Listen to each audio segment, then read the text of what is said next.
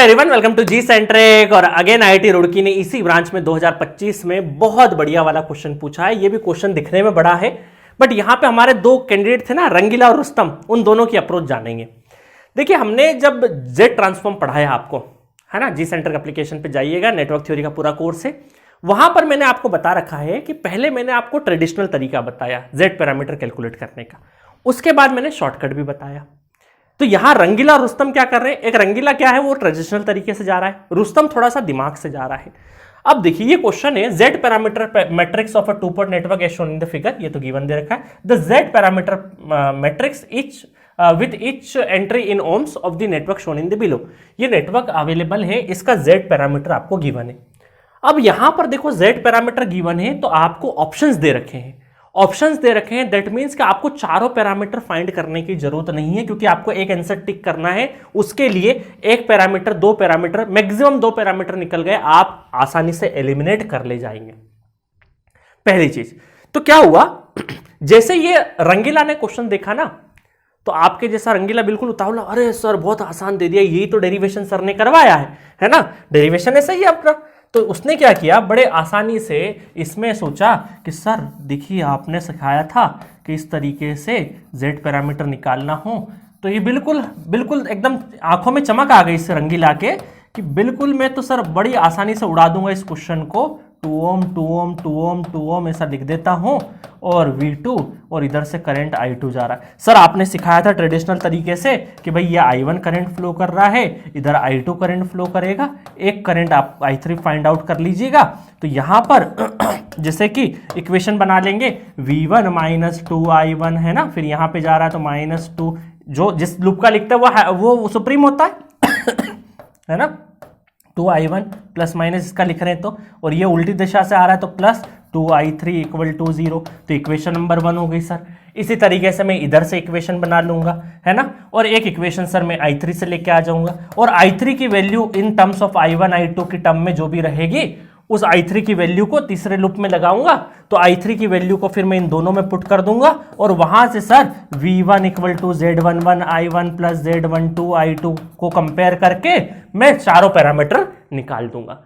तो ये रंगीला का मेथड था। रंगीला थोड़ा सा उतावले में था, उसको अचानक से अपनी कॉपी दिखी, कॉपी में एक तरह का डेरिवेशन दिखा शुरुआत वाला, और उसने अचानक से सारा चीज अपनी धुन में करते गया।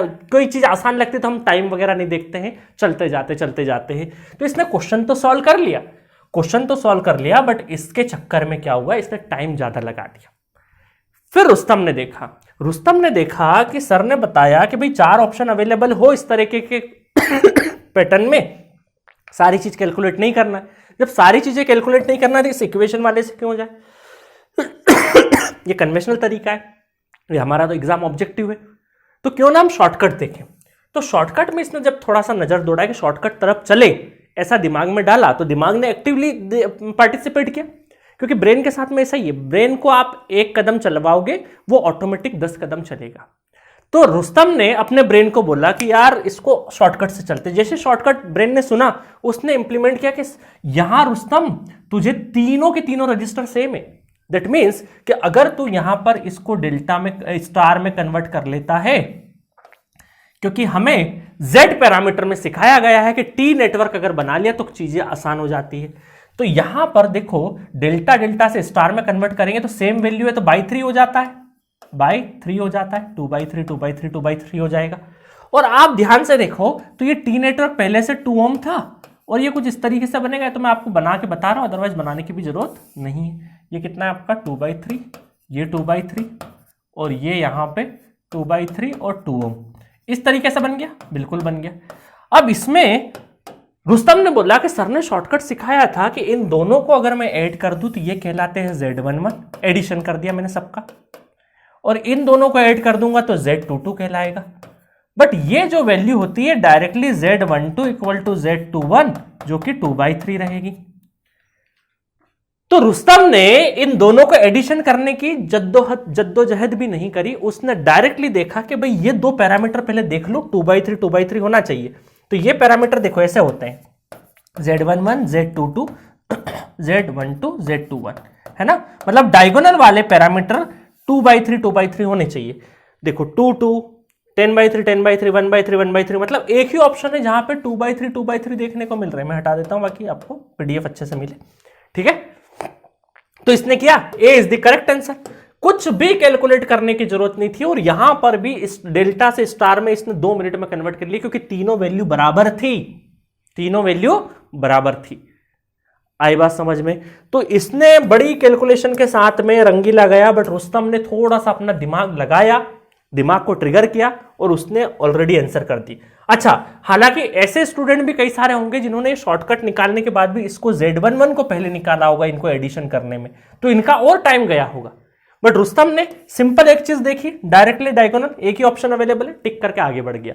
तो ये इस तरह की आपको स्मार्टनेस चाहिए गेट के पेपर में खासकर, और ये तभी आएगी जब आपने अच्छे से पढ़ रखा हो, अच्छे सोर्स से पढ़ाई कर रखी हो, और बहुत अच्छी प्रैक्टिस कर रखी हो, एक एक चीज पे आपकी कमांड हो, आपको पता हो कि यार ये वाले पोर्शन में मेरे कैसे इंप्लीमेंट करना है। और वो तभी आएगा जब कंसिस्टेंटली आप नया पढ़ने के साथ साथ पुराने को बहुत बेहतर वे में रिवाइज करेंगे।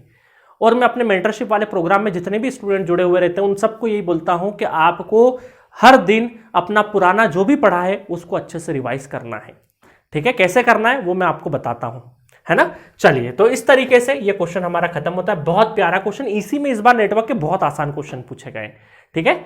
चलिए मिलते हैं नेक्स्ट किसी क्वेश्चन में। Okay, thank you so much.